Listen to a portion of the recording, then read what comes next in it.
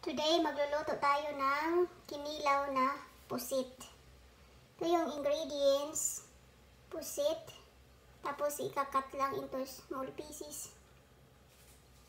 Tapos, ginger. Red onion. Tsaka chili. Salt and pepper. Tsaka sugar. Tsaka hugasan lang natin ng mabuti ang ating pusit. Pagkatapos na ihugasan is slice natin ng maliliit.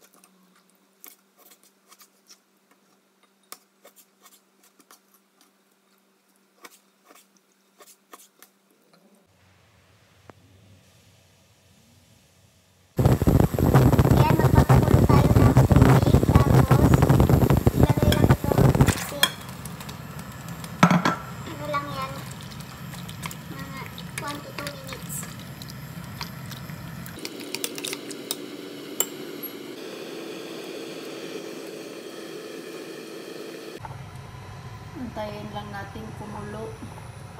Tikpan muna natin.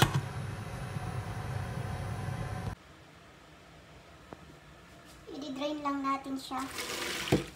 I-drain natin yung tubig.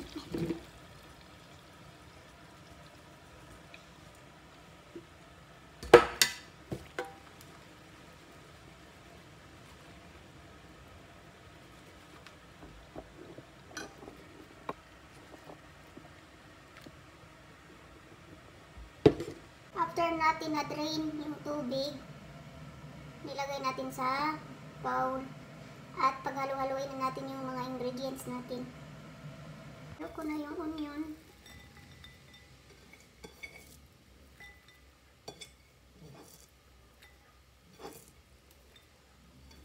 Yung ginger.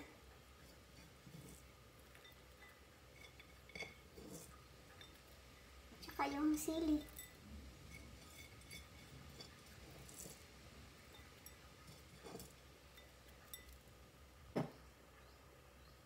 Lagyan natin ng suka. Pepper. Tsaka salt.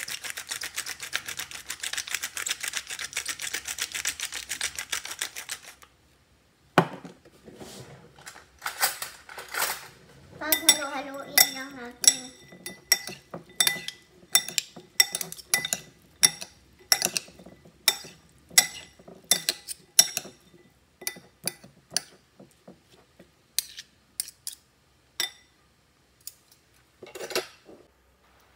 Ayan, tapos na ang ating kinilaw na pusit.